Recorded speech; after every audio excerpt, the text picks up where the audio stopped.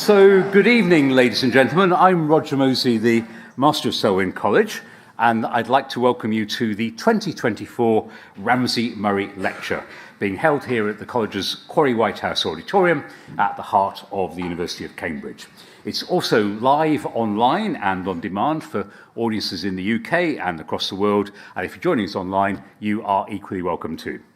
Now, this Ramsay Murray Lecture is the latest in a series that we owe to the generous bequest of Lieutenant Colonel Alexander Ramsay Murray, who was a loyal alumnus. And we always salute his brief for these lectures, which was generous and broad, in that they should be on a subject, he said, of military or historical or general interest. That does give us quite a bit of choice. Now, in recent years in this lecture, we have been on something of a world tour. China with Rana Mitter, Russia with Bridget Kendall, the Middle East with Frank Gardner, Europe with Anand Menon. And tonight, we're, for the first time in my time at Selwyn, making a return trip to what is still the most important country in the world, and that, of course, is the United States of America. We heard from Theda Skocpol of Harvard in the 2016 election year, where she presciently, I think, analysed what was driving Donald Trump's unlikely candidacy and how Obama's legacy might turn out. And I think we can safely say that the story has moved on since then. We are delighted to welcome as our lecturer Dr Nick Bryant. Nick is a former BBC correspondent in North America and at various locations around the world. He has a strong academic background, an undergraduate here in Cambridge, including being taught here at Selwyn, and a doctorate from the dark blue side of Oxford. He is now a successful author. His book, When America Stopped Being Great, is on the shelf in the Oval Office, though we don't know whether President Biden has actually read it. It is believed to be statistically unlikely that President Trump read it. Undeterred, Nick has written more, and his new publication will be The Forever War, America's Unending Conflict with Itself, and that's due out next month. And I think we'll have a preview of the themes tonight. Now, Nick is going to speak to us for just under an hour, and then there'll be a chance for you to ask questions from here in the auditorium. And then my colleague, Dr Mike Sewell, the senior tutor, will take over at that point as Master of Ceremonies, thus allowing historian to speak unto historian, though questions will be welcome from everyone. Nick.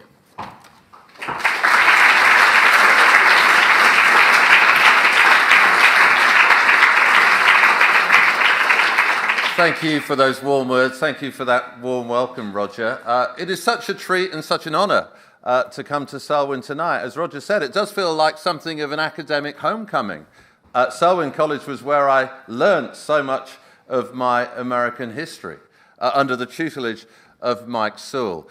In Mike, I saw a kindred spirit, somebody who loved contemporary America, somebody who was fascinated by the American past, and somebody who loved English cricket.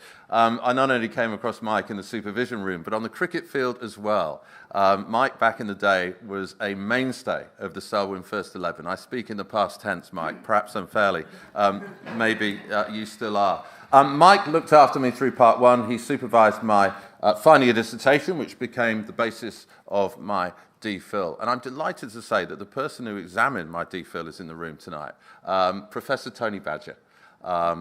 Many of you will know him as the former master of Clare College, the former Paul Mellon Professor of American History. I prefer to think of him as a fellow Bristolian and a very dear friend. Tony, it's wonderful to see you here tonight. My Director of Studies from my Churchill days, Mark Goldie, is here tonight. This feels like this is your life. I think that Eamon Holmes should have been the Master of Ceremonies. Mark, it's wonderful to see you as well. It's great to be reunited with Roger Mosey. I well remember the first time I met Roger. I was a very young BBC guy starting out. I just finished my traineeship. For some reason, I was sent along to the morning meeting. Now, the morning meeting at the BBC in those days was this bear pit. It was ferocious. It was full of the big beasts of the BBC, the editor of the Today programme, the editor of The World at One, the editor of The World Tonight. I was absolutely terrified. It was 1996. It was the presidential election. Roger asked quite a simple question. What was the next state on the primary calendar? but nobody seemed to know the answer. There was this awkward silence. The foreign editor was there looking through his notes, trying to figure it out. And after another awkward silence, I decided to speak up, and in a rather high-pitched voice said, "South Carolina." Now, by that stage, the foreign editor had actually found what was going to be the next state in the calendar, and it was indeed South Carolina. And Roger looked at me with this approving nod, as if I was this kind of David in this room full of Goliaths. I will remember it. When I moved from America to Sydney, I was unpacking some papers, and I came across a lovely handwritten note that was commending me on some of my reporting in my early years, and it was penned by Roger Mosey. So thank you for encouraging me then, and thank you for encouraging me now. I confess that returning to Selwyn does bring back one of the most traumatic episodes of my undergraduate life, and it actually came over the road, at the Grange Road football field. My college side, Churchill, were great. We won the First Division championship that year. We played 9, we won 9. We had quite an easy path to the Cuppers final. But after 90 minutes, the scores with Downing College were level. After extra time, the scores with Downing College were level. And it went to penalties. And being the captain of the side, I thought I should take one of the penalties. And I had a very clear sense of where I was going to plant the ball, in the top right-hand corner of the goal. But I hit it as hard as I could, and alas, it went somewhere to the right of the top right-hand corner of the goal. It kept on climbing. It headed towards Selwyn College. And if my calculations are correct, it landed in exactly this spot. I'm going to be talking tonight about how our historical memory can sometimes play tricks on us, how myths can take hold in our mind. That ball didn't land in Selwyn College. Of course it didn't. It actually landed in the history faculty.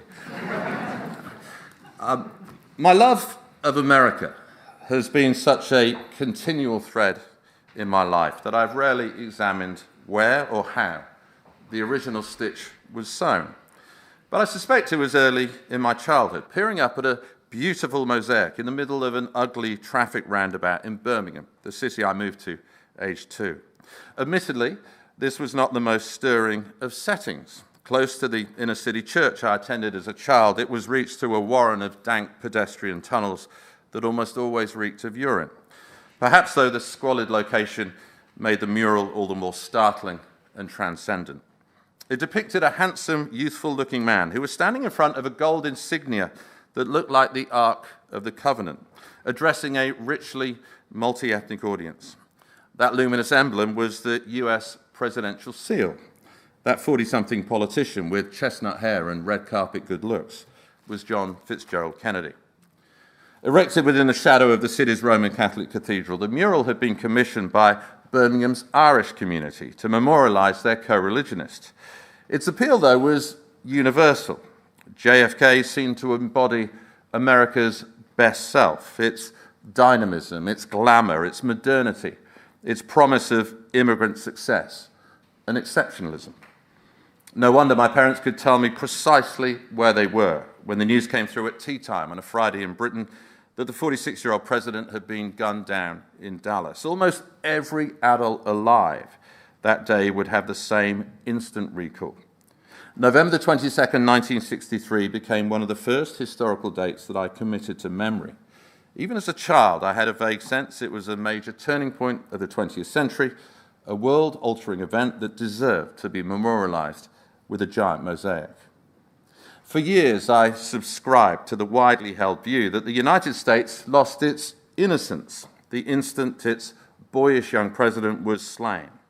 Prior to Dallas, it seemed, Americans had faith in their national institutions, looked upon politics by and large as a noble undertaking, and broadly supported the kind of interventionist foreign policy that made the United States the unquestioned leader of the free world. Kennedy encouraged the idea that the United States could conquer new frontiers in space and defeat any earthly foe. Its people believed that the post-war economy would deliver continual improvements in their families' quality of life, the essence of the American dream. Back then, US politics was more respectful and productive. Democrats and Republicans, acting out a sense of patriotic bipartisanship forged during the Cold War by the ideological challenge posed by a common enemy, the Soviet Union, regularly worked together in pursuit of the national good. Divisions within the parties were often more pronounced than divisions between the parties. Congress was heavily populated by members of the greatest generation, comrades in arms during World War II, who knew what it was like to fight a real conflict. The political game in Washington, though adversarial and occasionally aggressive, was not a battle to the death. The 1960 presidential election offered a case in point, though Kennedy won with a wafer-thin majority of 112,000 votes, and amidst believable allegations of voter fraud in Chicago, although it's often forgotten that Kennedy would have won without Illinois. His opponent, the then Vice President Richard Nixon, conceded by lunchtime the next day. I want to say that one of the great features of America is that we have political contests, and once the decision is made, we unite behind the man who is elected.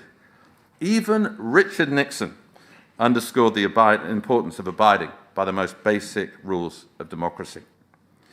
For much of my early adulthood then, I embraced what might be called the lone gunman theory of post-war US history, that Lee Harvey Oswald had robbed the country of a brighter future, just as John Wilkes Booth, who shot dead Abraham Lincoln only 5 days after the Confederate surrender, put to death the possibility of a more successful post-bellum phase of Reconstruction.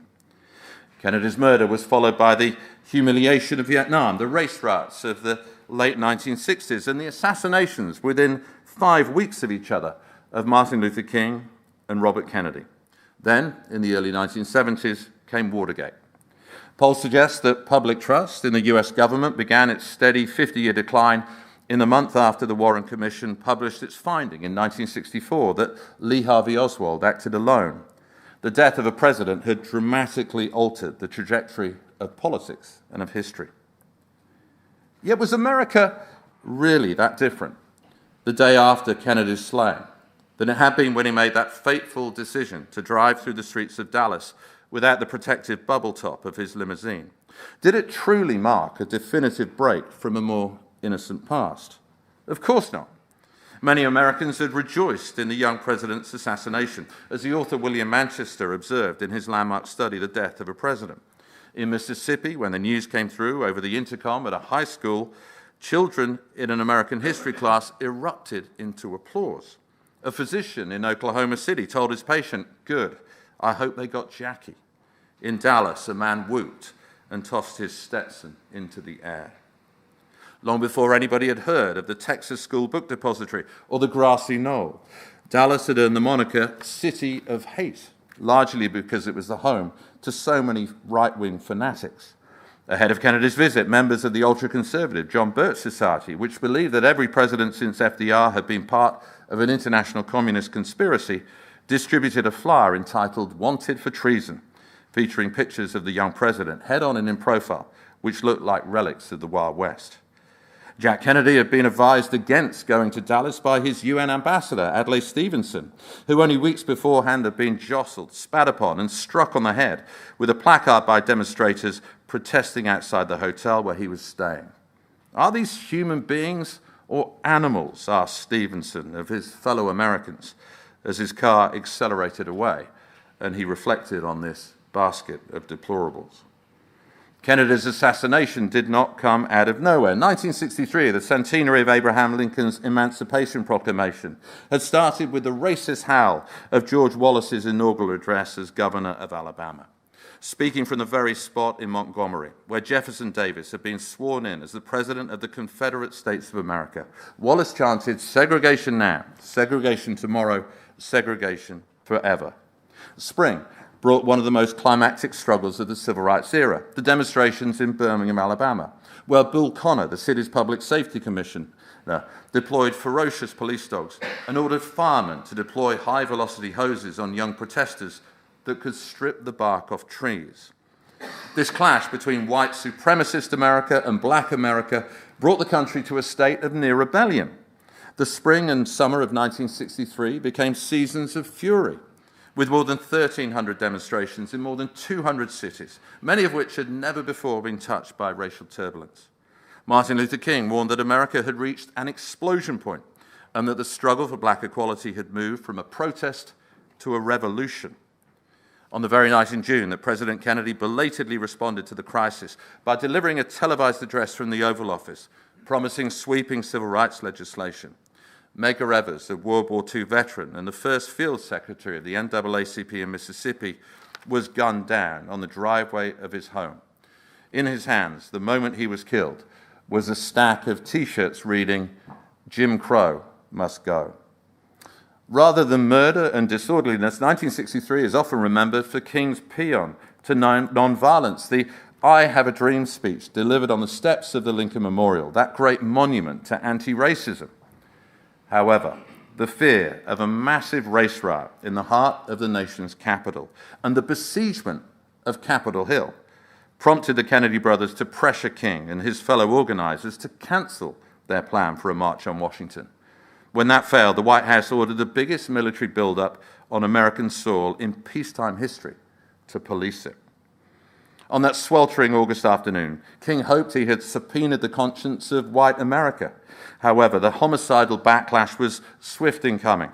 Little more than 2 weeks later, members of the Ku Klux Klan attacked the 16th Street Baptist Church in Birmingham, the headquarters of the city's black protest movement. 4 schoolgirls were killed, the latest victims of an American Civil War that had never truly come to an end. A sickness infected the country that public intellectuals had already diagnosed. The day before Air Force One touched down in Dallas, the historian Richard Hofstadter delivered a bleak lecture at Oxford University, which became the basis for his seminal essay, The Paranoid Style in American Politics. Political life back at home, Hofstadter argued, had served again and again as an arena for uncommonly angry minds.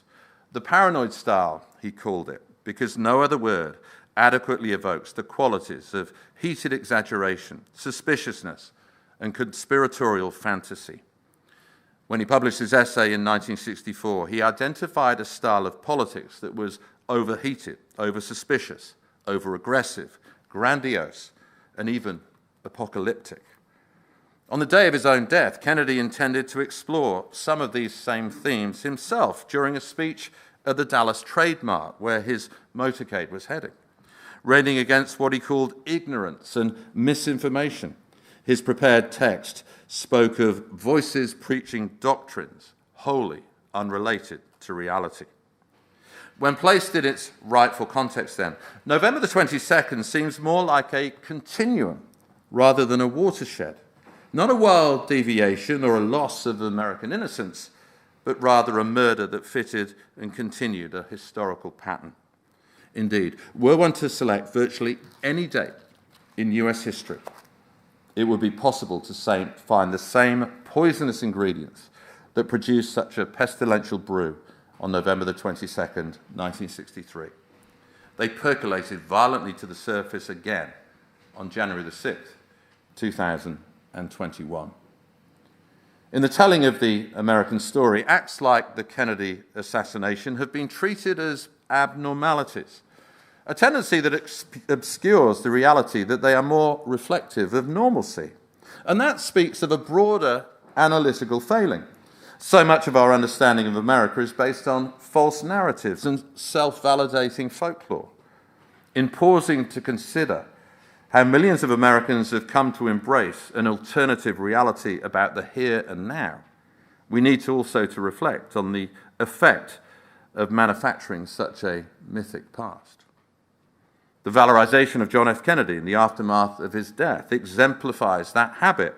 Camelot, a term never attached to his presidency during his 1,000 days in the White House, was obviously the invention of his widow, Jackie, who less than a week after her husband's murder summoned the country's foremost political chronicler, Teddy White of Life magazine, in the hope of controlling history. The late president, she told him, had loved the Broadway musical based on the legend of King Arthur, and in particular, the lyrics of its signature song, that there would always be one brief shining moment that would be remembered as Camelot. Up against deadline, White phoned in his 1,000-word essay from the servant quarters of the Kennedy compound, Hyannisport, an inadvertently apt setting. But his editors in New York thought his first draft sounded too florid. At Jackie Kennedy's insistence, however, the numerous references to Camelot survived. as well as posthumously crowning Kennedy, the myth of Camelot served as a form of American absolution. An assassin or conspiracy could be blamed for the problems which became ever more apparent in the years after Dallas, rather than the country as a whole. Under this mental schema, America had felt the full impact of the bullets, not just its Arthurian young president. The country was the victim rather than the cause.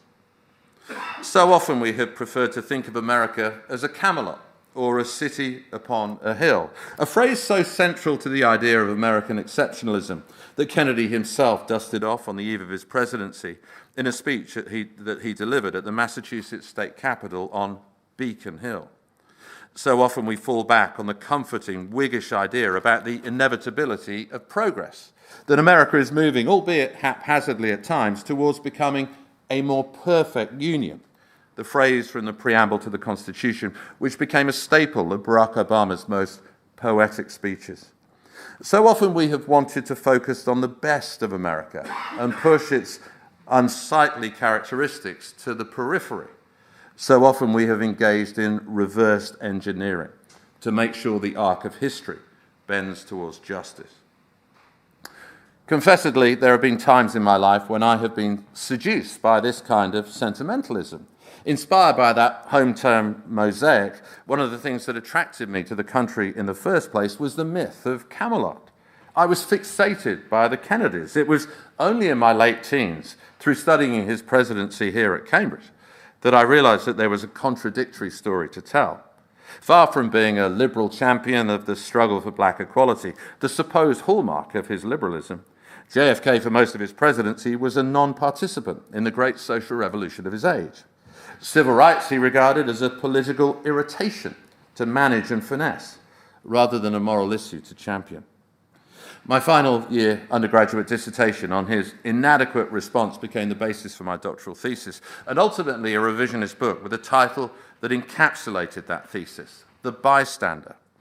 What this exercise taught me was that my entire historical belief system was flawed, and that even the American history that I thought I knew off by heart was often inexact.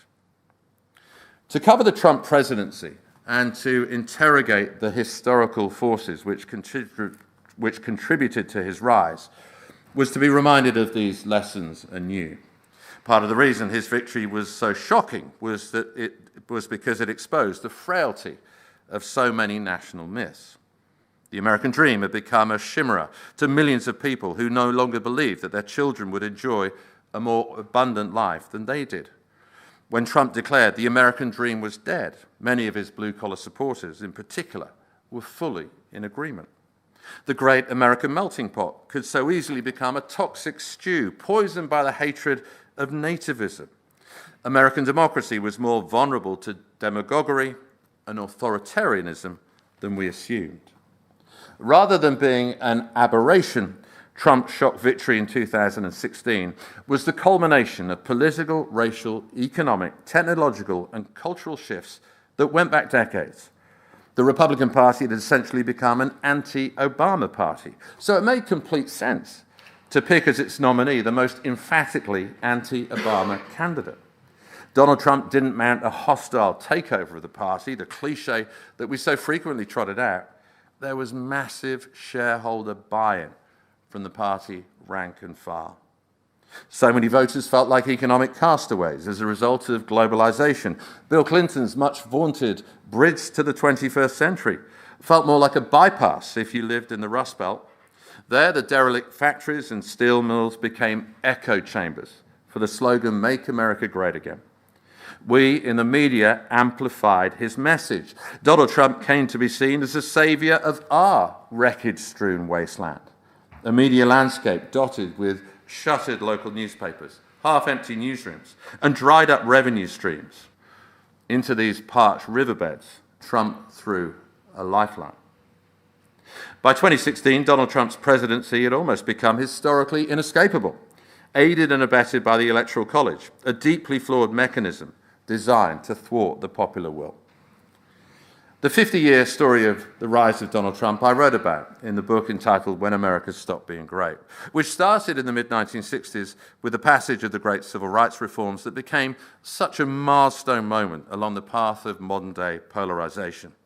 But this felt historically unsatisfactory because you could trace the origins of Donald Trump much further back. It's not just a 50-year story, but rather a 250-year story. American democracy has become so diseased because for most of the country's history, it has never been that healthy. We the people, the rousing words that opened the preamble to the Constitution, were not conceived of as a catch-all for mass democracy or an inclusive statement of participatory intent. Rather, this nebulous term referred to what in modern parlance would be called the body politic. Much of the deliberations in Philadelphia focused on how that body politic should be restrained in an intricately designed straitjacket. To describe the outcome as an experiment in democracy is misleading because the Founding Fathers did not care for the word, which is nowhere to be found either in the Declaration of Independence or Constitution. When the country's second president, John Adams, used the term democratical, he deployed it as a slur. Indeed, the fear of an excess of democracy explains why the Founding Fathers came up with such a counter-majoritarian system that has ended up being so minoritarian. The fear of this excess of democracy also explains the thinking behind a quote from John Adams that has resurfaced during the Trump years. Remember, democracy never lasts long. It soon wastes, exhausts, and murders itself. There never was a democracy yet that did not commit suicide. But his fear was not of unchecked presidential power, the meaning projected onto that quote in relation to Donald Trump. More worrying was unchecked people power. The right to vote was never enshrined in the original Constitution, an omission which continues to astound many Americans. To this day, there is no positive affirmation of the right to vote. It's framed negatively. It should not be denied, rather than it should be granted. Rightly, voting is often called the missing right. It was not until the mid-1960s that America achieved what could truly be described as universal suffrage. However, no sooner had the 1965 Voting Rights Act become law than efforts to subvert it began. What has turned out to be a decades-long campaign of de-democratization, driven in recent decades by the Republican Party and aided to an alarming degree by the Supreme Court. So January the 6th was the culmination of a prolonged assault on democracy that went back decades. And the attack continued, remember, after the insurrectionists had been cleared away and the marble floors of Congress scrubbed clean of excrement. Almost 150 members of the Republican caucus returned to the chambers where they'd crouched under desks and hidden behind chairs to vote to challenge or overturn the election. Deep are the roots of the paranoid style in American politics. The Pilgrim Fathers made land believing that Satan would conspire against them. During the Revolution, George III was cast as the Antichrist. Alexander Hamilton was seen as the front man for a cabal of Jewish financiers. There's always been a demagogic style in American politics. Andrew Jackson, Huey Long, Joe McCarthy, George Wallace, Pat Buchanan, the nativist proto-Trump, Ross Perot, the billionaire proto-Trump. There's also been an authoritarian style in US politics. John Adams cracked down on the opposition. Abraham Lincoln broke the Constitution in his attempt to save the Union. Woodrow Wilson, who is usually cast as a paragon of progressive virtue, bordered on the despotic when confronted with the twin threats of Imperial Germany and the Bolshevik Revolution. FDR regularly faced criticism that he was an American dictator who flouted the Constitution. But as he broke the convention set by Washington that presidents should only serve 2 terms, FDR kept on getting re-elected. American voters endorsed his style of leadership. During his inauguration in 1933, Eleanor Roosevelt noticed that the line of his speech which got the loudest applause was his call for a strong executive that would test the bounds of the Constitution. Americans have frequently saluted strongman American presidents and punished those perceived as weak and frail. Red and blue America. The extreme polarization that we witness today is not new. Division has always been the default setting. Victory at the Battle of Yorktown brought American independence, but did not mean American nationhood was a given. To begin with, it seemed like the former colonies might enter into 2 or 3 confederations rather than a singular nation. Because of the land gains achieved through the Louisiana Purchase, America arguably became an empire before it became a fully fledged nation with a cohesive sense of national consciousness, Jefferson's Empire of Liberty. A state-nation rather than a nation-state is how we should think of early America, and arguably how we should view modern-day America as well. America has rarely had a sense of oneness, so why should we expect it today? Political violence is a core strand of the American story, yet early revolts, such as the Whiskey Rebellion, have been overlooked because they undermine the storyline of, hey presto, instant American nationhood. Yet this revolt in western Pennsylvania, which involved more than 7,000 insurrectionists, is especially significant because it showed early on that the spirit of revolution and its resort to violence would outlive the War of Independence. Slave rebellions have often received short shrift. Violence against African Americans has often been erased from history. Had it not been for Trump's decision in the summer of 2020 to hold his first rally since the coronavirus outbreak in Tulsa, Oklahoma on Juneteenth, the day which commemorates the end of enslavement, the anniversary of the city's race massacre would never have received so much attention. Tulsa was the site in 1921 of one of the country's worst hate crimes, a racist pogrom. But up until recently, the Tulsa massacre was largely ignored by history. Oklahoma school children, in a deliberate act of official erasure, were not taught about it at school.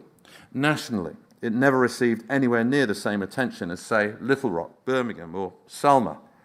Tulsa brought to mind that astute observation from the novelist Hilary Mantel. History is what people are trying to hide from you, not what they're trying to show you. Indeed, often you can learn more about a country by what goes unsaid. This kind of concealment and disremembering is all too common when it comes to political violence and domestic terrorism in America. The Civil War has received microscopic attention. However, other acts of political violence, whether armed rebellions, riots, or assassinations, have often been downplayed, ignored, or whitewashed. Attacks on members of Congress are as old as Congress itself. The country's first House Speaker, Frederick Muhlenberg, came close to being murdered because of his support for the Jay Treaty with the British. As early as 1835, Capitol Hill became the site of the first presidential assassination attempt when a gunman approached Andrew Jackson brandishing 2 pistols, both of which misfired. 16 years after the assassination of Lincoln came the murder of James Garfield. William McKinley became the 3rd president to be assassinated. Kennedy became the 4th. Then there were the attempted assassinations against Theodore Roosevelt, FDR, Truman, Kennedy, Gerald Ford, and Ronald Reagan. Richard Nixon was the target in 1972 when an Army veteran attempted to hijack a plane at Baltimore Airport with the intention of flying it into the White House. In the aftermath of September the 11th, US intelligence agencies were criticized for their lack of imagination in failing to anticipate the weaponization of commercial aircraft. But what they were truly guilty of was a fatal lapse of historical memory. Postmortems into these assassination attempts tended to focus on the psychiatric profiles of the gunmen and women and to lump them together as deranged lone wolves. Theodore Roosevelt's would-be assassin claimed to be acting on the orders of the ghost of William McKinley. John Hinckley Jr., who tried to kill Reagan, had an unhealthy fixation with the actress Jodie Foster, the star of Taxi Driver. By focusing on the psychiatric state of the assassins, however, we have not always delved sufficiently deeply into the psyche of the nation and the recurrence of political violence. In the aftermath of the assassination of Robert Kennedy in 1968, Lyndon Johnson actually appointed a blue ribbon panel of scholars to study collective violence throughout American history. Racism, the panel concluded, explained much of the violence. The frontier experience of suppressing Native Americans and Mexicans had created a tradition of vigilante justice. The manner of the country's founding through violent revolution had also made it more prone to political violence. The revolutionary doctrine that our Declaration of Independence proudly proclaims is mistakenly cited as a model of legitimate violence, it noted. But it also concluded that memory loss added to the problem. Like all nations, the United States suffered from a kind of historical amnesia or selective recollection that masks unpleasant traumas of the past. But Americans have probably magnified this process of selective recollection, it noted, owing to a historic vision of ourselves as a latter-day chosen people, a new Jerusalem. In other words, a positive sense of American exceptionalism blinded it to the negative aspects of American exceptionalism. One upside of the turmoil of the 1960s, the panel concluded, was maybe to force a harder and more candid look at our past. But focusing on political violence subverts the grand American narrative that the United States is the most advanced democracy in the world, in which disputes are resolved in elections and legislative chambers rather than with the noose, the guillotine, or the gun. The result then has been continued collective memory loss and denialism. Perhaps we should call it the Tulsa syndrome.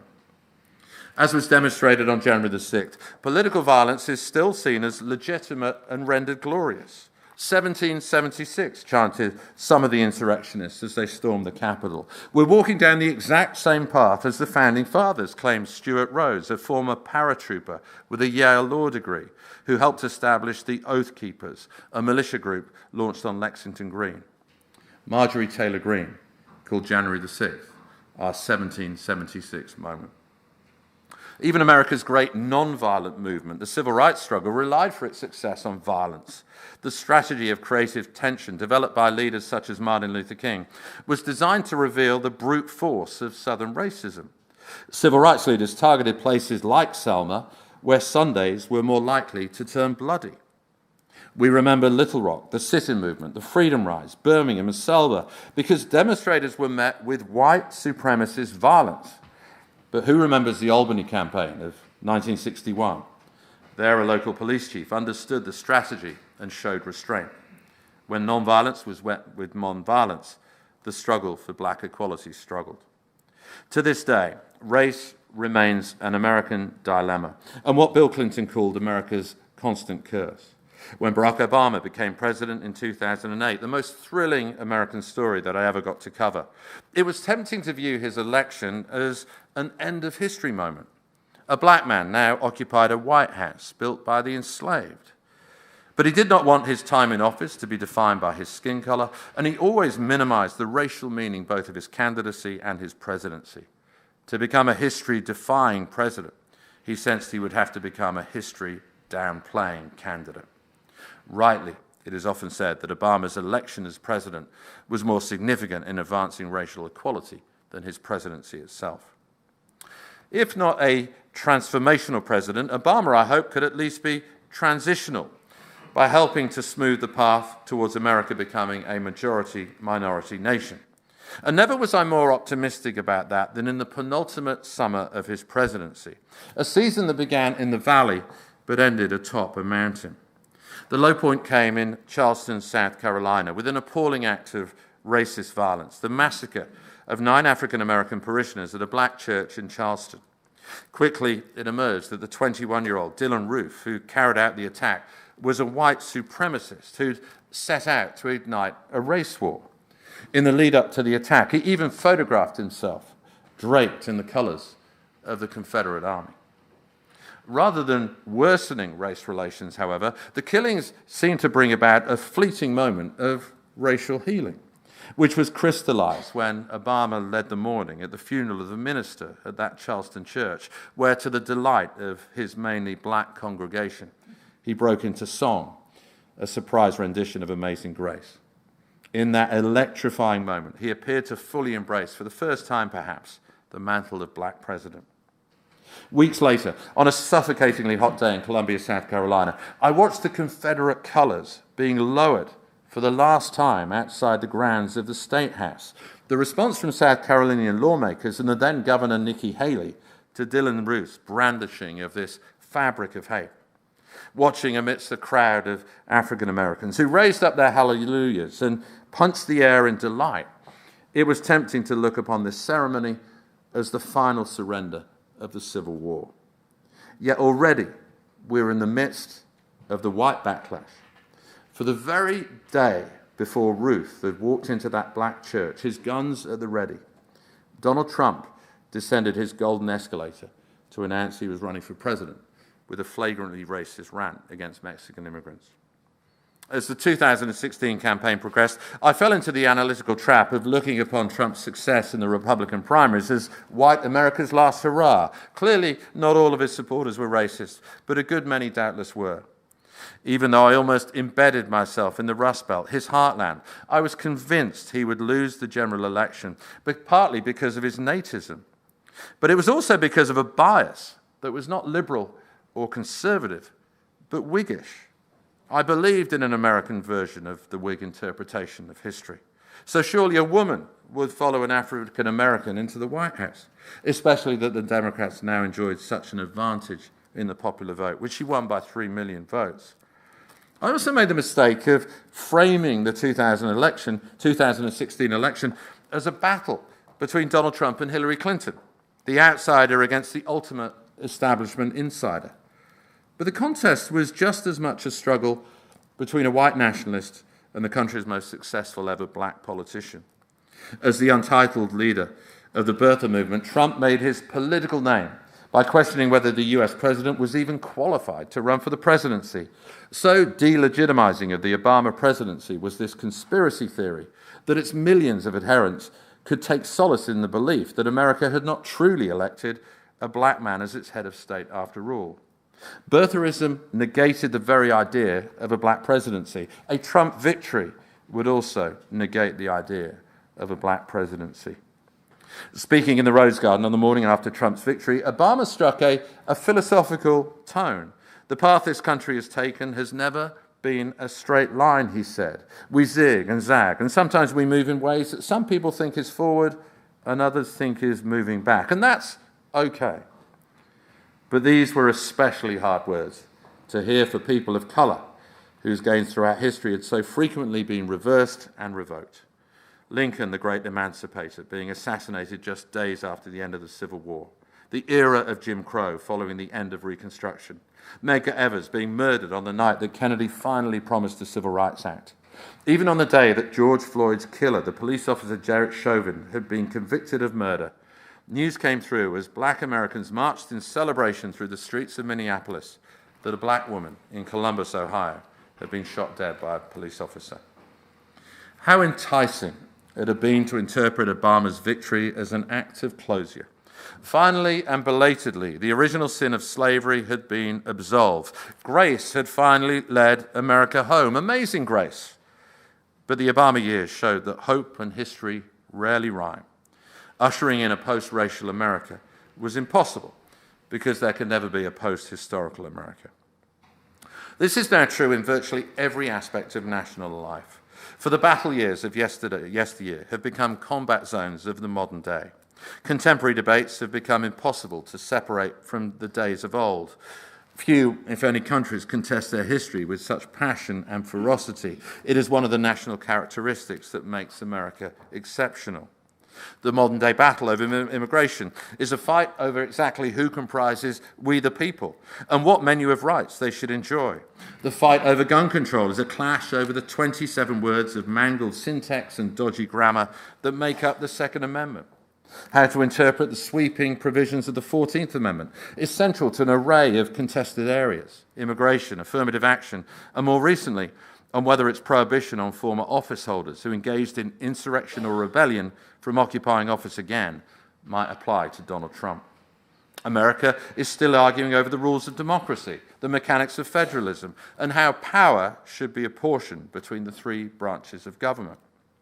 One of Joe Biden's first acts as president was to banish from the White House website the 1776 report, his predecessor's pet historical project, an attempt to push back against a radicalized view of American history and to produce a pro-American history curriculum, a patriotic education.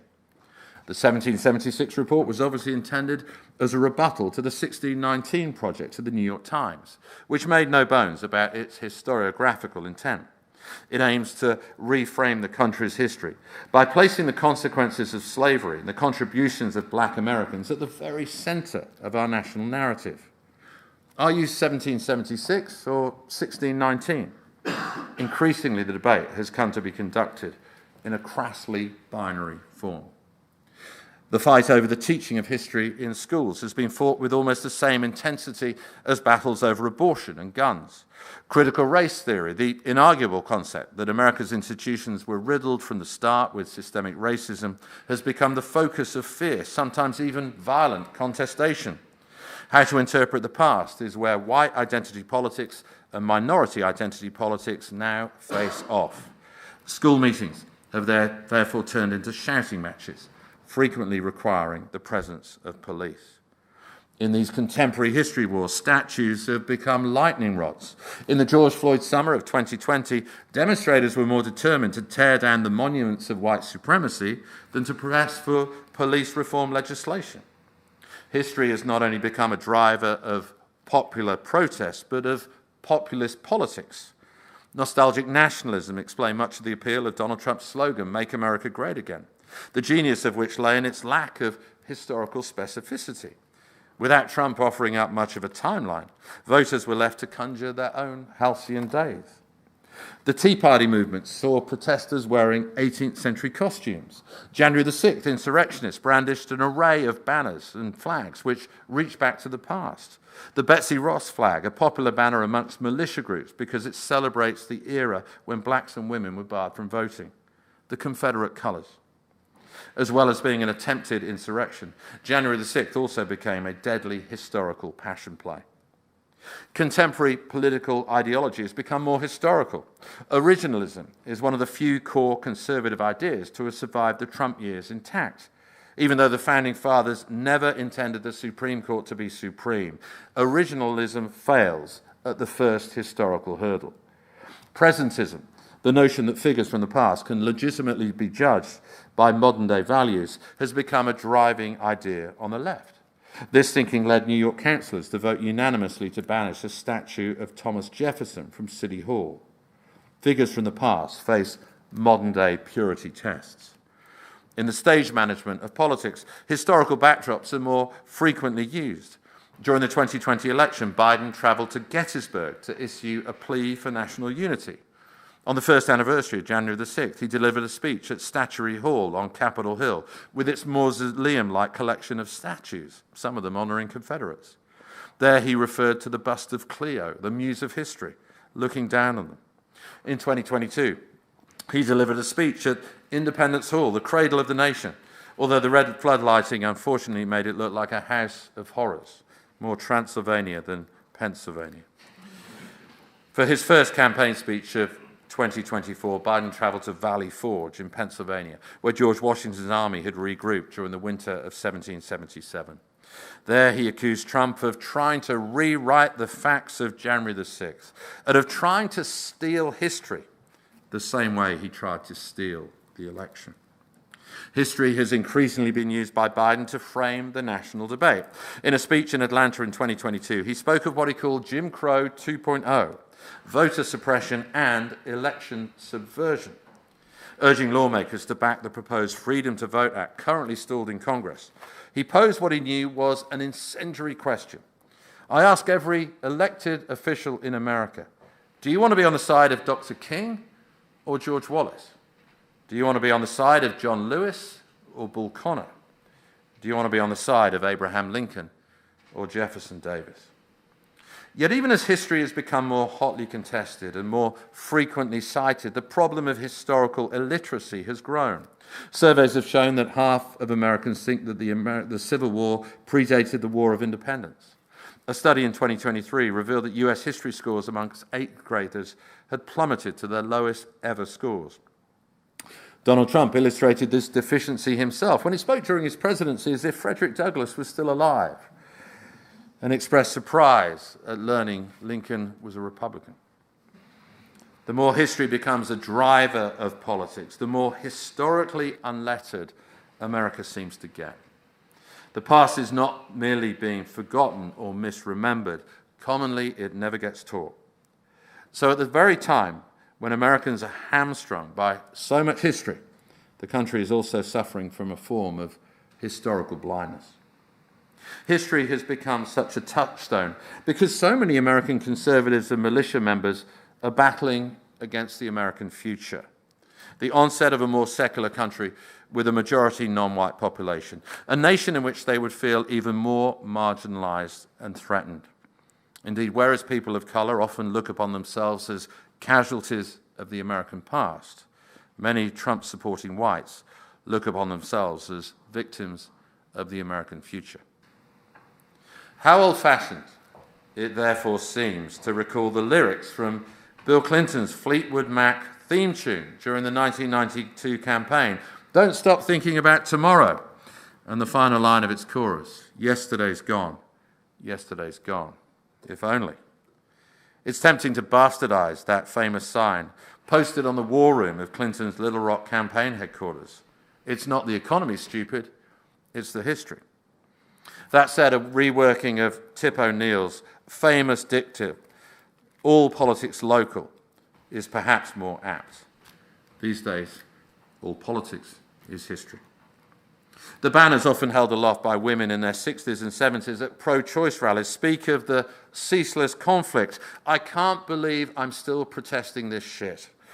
History is no longer an anchor, but rather the storm seas that never calm.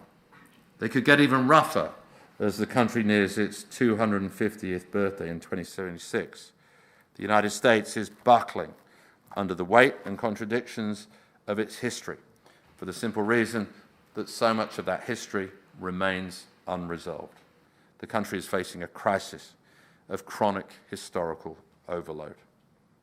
Often I recall the day of Joe Biden's inauguration, which took place on a platform that only 2 weeks earlier had been used as a staging post for the January the 6th insurrection.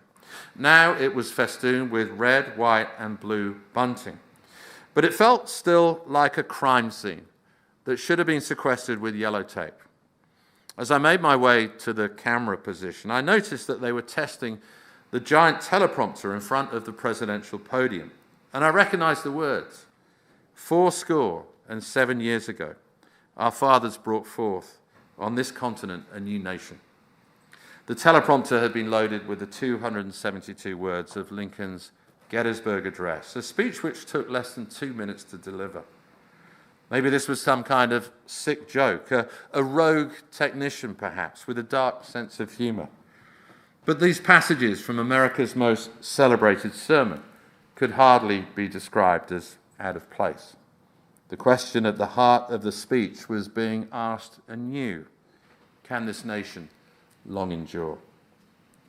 That inaugural night, when the nation's capital felt more like a garrison town, I decided it was time to bring my BBC career to an end. And a few months later, my family prepared to head for Australia. Our apartment packed up, our belongings enclosed in a shipping container that would soon be steaming towards Sydney. We checked into a hotel on the banks of the East River with a panoramic view of the city. For me, this brought back memories of the first time I'd cast eyes on the skyline of New York. It was the late 1980s. Ronald Reagan was in the last summer of his presidency. An hour or so earlier, I had touched down at John F. Kennedy International Airport, which would probably still be known as Idlewild had it not been for Dallas, with a student visa in my passport and a plan to explore as much of the continent as possible. It was twilight. Our bus was stuck in traffic on the Van Wyck Expressway. Rush hour tempers were beginning to fray. Yet as we edged forward, there came a moment of rapture. Manhattan was now in view. A cityscape so beautiful that it looked as if some godly hand had scattered diamonds on the horizon. On my family's final morning in America, I looked at that skyline with a different gaze. From the rooftop, we could see across New York Harbor to the Statue of Liberty, look over the river to Wall Street, and peer through the lattice suspension cables of the Brooklyn Bridge to the towers of Midtown and beyond. A spectacle that had filled me as a young man with the thrill of new horizons now brought on more complicated feelings of love and loss, of fading magic and melancholy. Gone, obviously, were the Twin Towers, a reminder not just of the horrors of September the 11th, but the self-inflicted wounds committed thereafter. Though the skyline of Lower Manhattan had been repaired and a new tower measuring 1776 feet had risen in its place. One World Trade Center lacked the swagger of the old World Trade Center. The Brooklyn Bridge, which at its opening in 1883 had symbolized America's emergent global might, was now associated, in my mind at least, with protest. Over the course of the George Floyd summer, I'd watched thousands march beneath its stone arches, chanting Black Lives Matter. When our third child, Honor, was born in the midst of the protests, we had a home birth that literally overlooked the demonstrators. She inhaled her first lungfuls of breath as demonstrators shouted, "I can't breathe." The Statue of Liberty had lost much of its luster, its pull no longer so magnetic. During the Trump years, Lady Liberty had become the muse for cartoonists who depicted the former president sexually molesting her and standing beside her with a sign reading, "Go home." It was not just New York, America's great gateway. The family that had launched my America fascination, the Kennedy dynasty, had also lost much of its allure. Its dominant political figure was now Robert Kennedy Jr., a fringe conspiratorialist running as an anti-politician. So much for passing the torch to a new generation. The rise of RFK Jr. demonstrated that even political aristocrats could become populist flamethrowers. Chronicling America, a job that I loved and had wanted to do throughout my adult life, no longer filled me with such wonder or delight. Virtually every story that I covered, the 2020 election, the violence of January the 6th, the often hapless response to the coronavirus pandemic, followed the same declinist script. My last field report for the BBC, which came on the first anniversary of George Floyd's death, drove home the point. Mid-morning, as flowers were being laid at the spot in Minneapolis where he was murdered, everyone had to scatter in panic as gunfire erupted in an adjacent street. Naturally, we feared the commemorations were being targeted by a racist gunman, that the story we would soon be telling was one of mass murder. But quickly it emerged that the shooting had been connected with a well-known crack house, and the area returned to normal at breakneck speed. Shootings in Minneapolis had been folded into the rhythms of everyday life. The news cycle is the historical cycle in microcosm. We keep on revisiting the same arguments. We keep on going over the same ground. We keep on confronting the same unresolved problems. It brings to mind Lincoln's words in his message to Congress in December 1862. We cannot escape our history. America continues to be engaged in a forever war, an unending conflict with itself. So farewelling the United States was less emotionally complicated than I imagined. Our kids had reached the age where they realized why they were crouching under their desks at school to rehearse what to do in the event of a mass killing. The moment that my wife and I had always said would be the signal that it was time to leave. Though our youngest daughter was a US citizen, we decided it was better to shield her from the land of her birth. We did not see a great future for her or us in a country that had become so hostage to its history, a country where being stuck in the past also meant being stuck in the present. During the Trump years especially, it felt like I had already said goodbye to the America I'd fallen in love with as a teenager. But perhaps the country that so beguiled me had always been a kingdom of my mind, a mythic city upon a hill. Perhaps I was saying goodbye to something that never truly existed. On that final morning, our journey out of the city took my family along the same highways I had traveled as a student. The New York skyline rose up behind us, but on the Van Wyck Expressway, as we headed for JFK, not one of us glanced over our shoulders. Not one of us looked back. Thank you very much.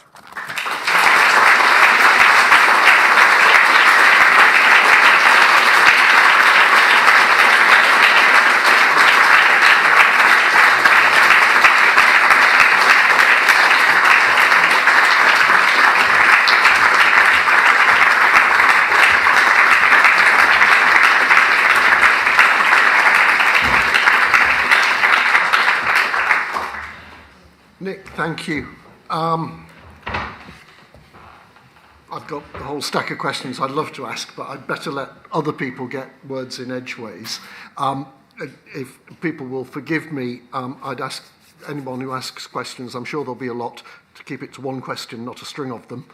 And please don't make speeches, ask questions if you would. And I may feel I need to limit follow-ons and come back to you later if there's time to let other people get in rather than allow too much binary dialogue. So we're looking, otherwise I will start asking questions. Well, questions, please. Have we got my favourite toy? No, good. Mike, this feels like our old supervisions, but with an audience of 140 people. I've been asked more than once whether I'd like to have people watching my supervisions. No. I'm glad they weren't watching too. Let's nip off to the bar and have a chat. Who would like to ask any questions? In which case, yes. I hope you don't mind me asking a more general question. Sorry, can I pass you this first?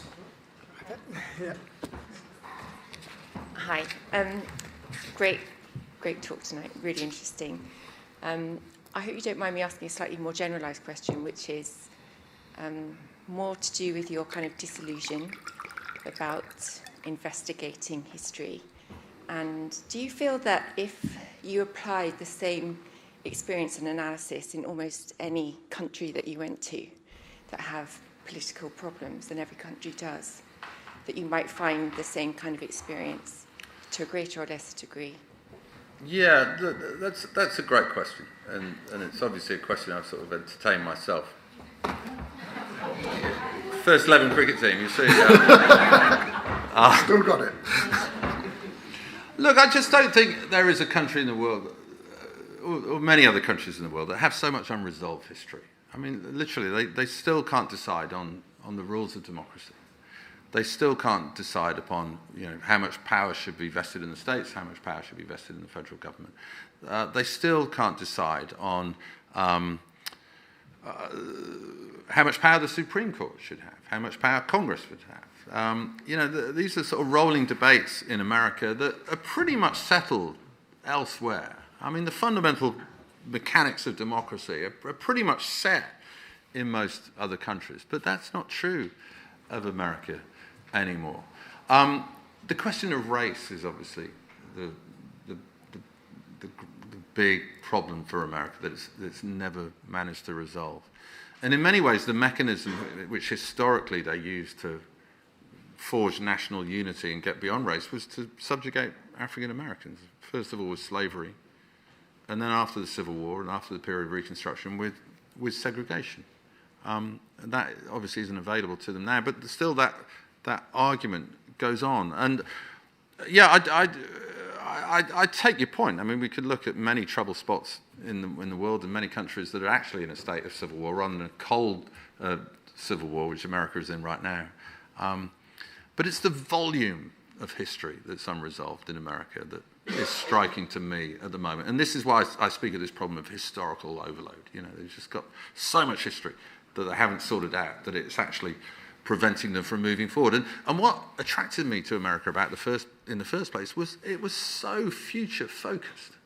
It really was the most thrusting country on the planet. I don't think that anymore. I think it is shackled by its past and as a result stuck in the present.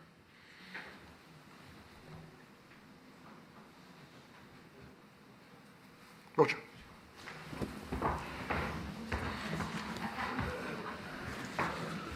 A distinguished Cambridge political scientist said to me recently that Donald Trump being elected would be a total disaster this year, but that Joe Biden being elected would be almost a complete disaster.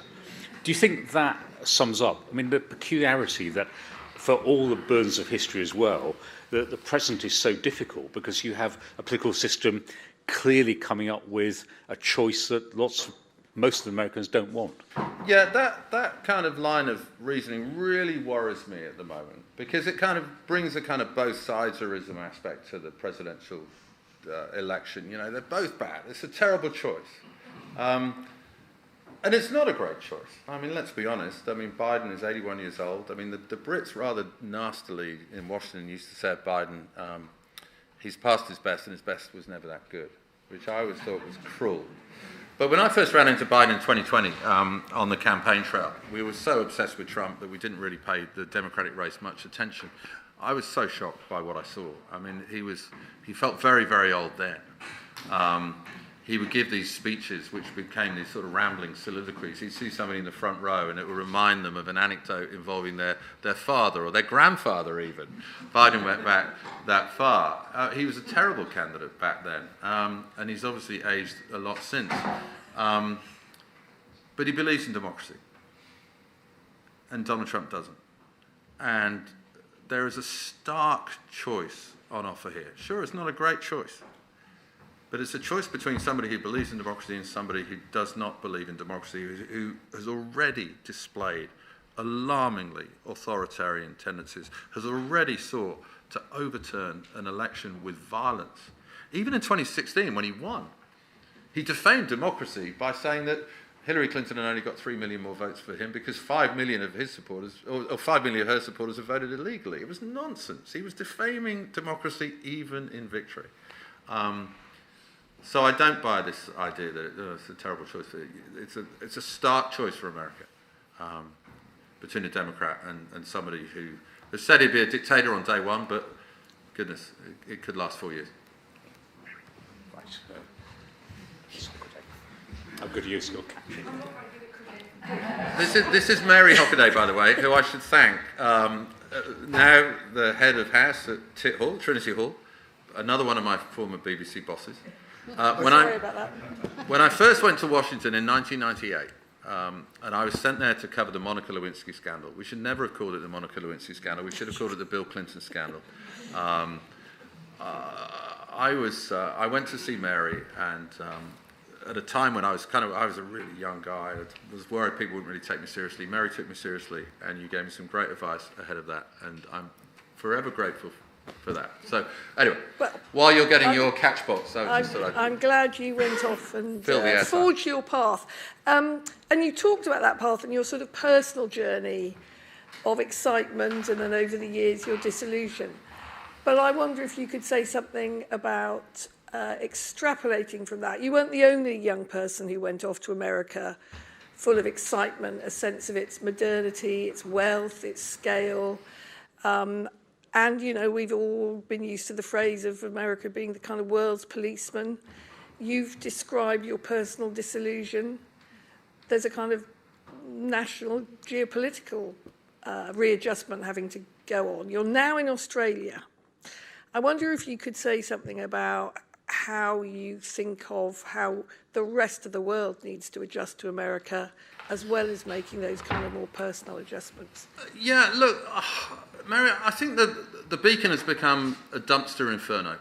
That's a big problem right now. And I think, to a certain extent, countries need to inoculate themselves against Americanization. And I say that as somebody who loves America. I went there, first of all, in 1984. I arrived in Los Angeles on the eve of the LA Games. That summer was the summer when America really got its mojo back after Vietnam and Watergate and the Iranian hostage crisis. It was a moment of amazing optimism. Of course, Reagan articulated that brilliantly ahead of his re-election in '84 with the ringing slogan, "It's morning again in America." So that was my kind of formative experience. And I've always seen America as a force for good. But now I worry, you know, I look at Australian politics and you're seeing the Liberal Party there, which is the Conservative Party, using quite a lot of Trumpian rhetoric and a lot of post-truth sort of stuff. I see elements of that in Britain now. And I think there's a toxic exceptionalism there that the world has got to protect itself against, really. America isn't the global exemplar anymore. It's an actual example of what can happen when, you know, democracy goes awry.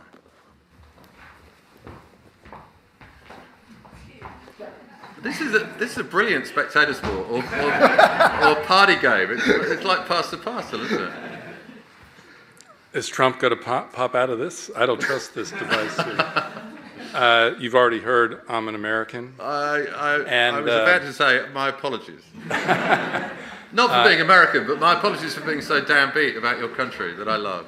And in a good Cambridge fashion, I have to plead conflict of interest. I have to put that on the table immediately. A brilliant talk, really, moving, beautifully crafted. And I mean brilliant in an American sense, not in a British sense. What's the difference? Brilliant is amazing in America. In Britain, you meet someone who had a good lunch, and they tell you they had a brilliant lunch. That's the difference. My worry is that you may be replacing a negative exceptionalism with a positive exceptionalism. So I have no argument with you about stripping exceptionalism from the American story. I think it's essential that it be done, and I think you did a brilliant job doing that. But I think the authoritarianism, which is an incredible peril in America right now, is a global problem.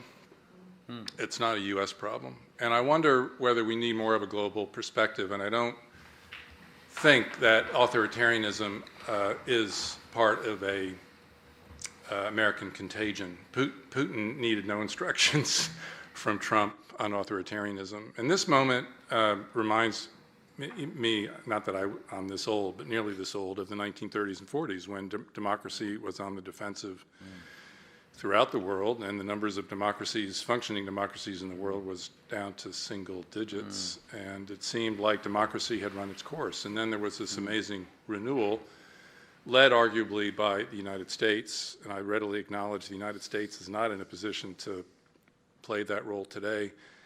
I was here in 2016. I went through Brexit and Trump at the same time, and America living in Britain, both devastating experiences. I see them as analogous experiences. There are authoritarians all over the world. They recognize themselves in each other. Bolsonaro, Netanyahu, Modi, Orban, Erdogan in Turkey, everywhere. And so I'm wondering whether we need a more specific analysis about what this moment represents, rather than simply saying America has failed. If you look at the polling among young people everywhere in the world, the confidence in democracy is plummeting, and it's plummeting most of all among the young. And this is not a U.S. phenomenon; it is I a agree. global It's phenomenon. a global phenomenon. I didn't say that American authoritarianism was a contagion. I mean, I stopped short of saying that. I totally agree that there were other countries ahead of the game on that, not least Russia, of course. I think it's fascinating in terms of America's continued influence. I mean, you've only got to walk down a King's Parade today to see the protest mimicking what's happening in America. You know, Black Lives Matter became a global movement. Premier League footballers were taking the knee. It's amazing how America retains its cultural and political dominance in many ways off the back of the problems that it's experiencing. Whether it's Me Too, whether it's Black Lives Matter, whether it's the pro-Palestinian process that has spread globally now. I think for a broader kind of look at it, you probably need to go back to the end of the Cold War. A lot of stuff was happening then. That end of history moment didn't turn out to be an end of history moment. I mean, America, it was a fascinating moment because the States lost its common enemy. Fighting the Soviet Union had created a discipline in American politics. You know, Republicans and Democrats did work together in a spirit of patriotic bipartisanship at key moments. And the fall of the Berlin Wall also simultaneously coincided with a shift in generation. The greatest generation left the field, and they were replaced by baby boomers. Now, baby boomers, their formative political experience was in the 60s. The culture wars of the 60s. The greatest generation, their formative experience with World War II. They realised what a real war felt like. They didn't need to fight political wars when they came back to Washington. You know, the internet, the move from an industrial economy to an information economy. How many people lost out in that? Income polarisation has paralleled political polarisation. Huge problem in America, huge problem everywhere. The way that social media has created a speed in politics and a craziness in politics that wasn't around before it. Look, I think there are lots of sort of global reasons for all this that everybody has in common. and obviously the biggest support for the populist movements tends to come from people who do feel like economic castaways in globalization and the internet economy. And there's certainly a global dimension. This isn't a uniquely American problem. I think just at the moment America seems to be sort of experiencing it more deeply. Probably time for one more.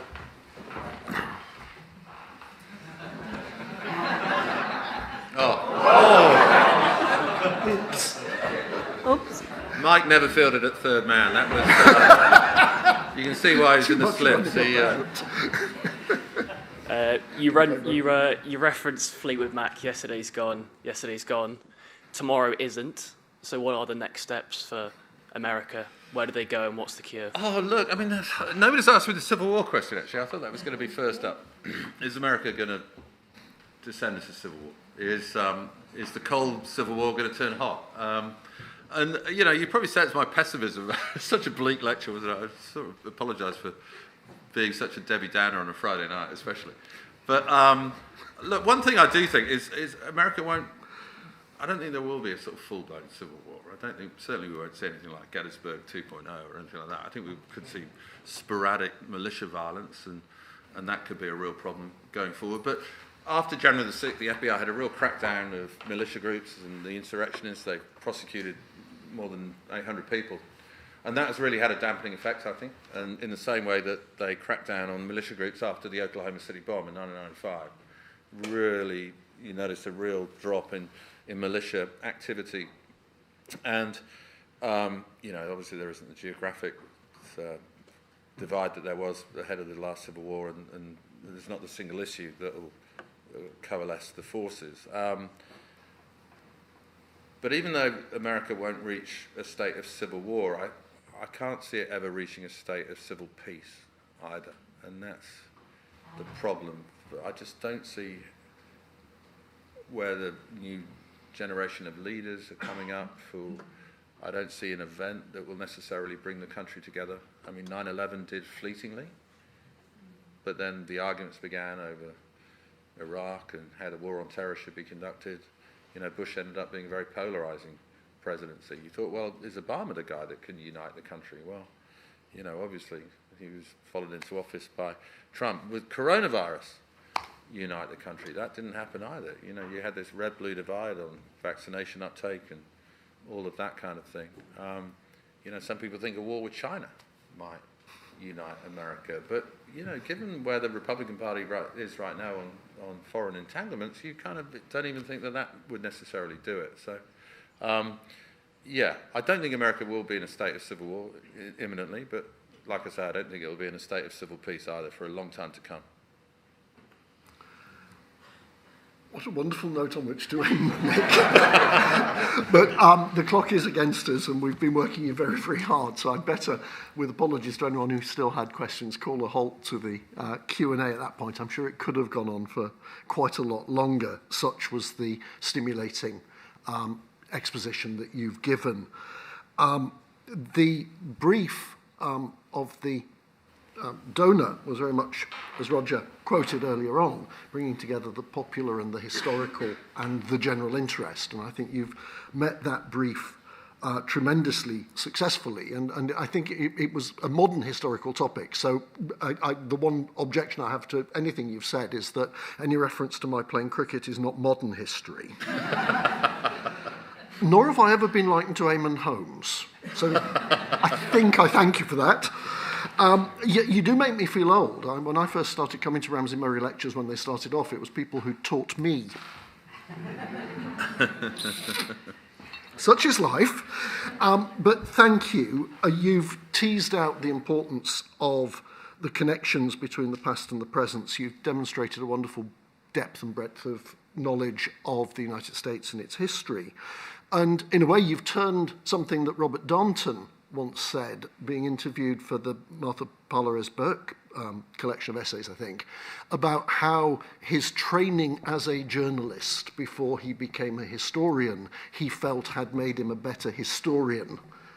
I think you've shown us how a superior type of journalism may benefit a bit from a training as a historian, the other way around. But thank you. You've reminded us of the importance of history, the importance of historical memory, and the role that the profession has. There are enough historians in the room, I feel safe in saying this, in acting as a corrective to the myth makers.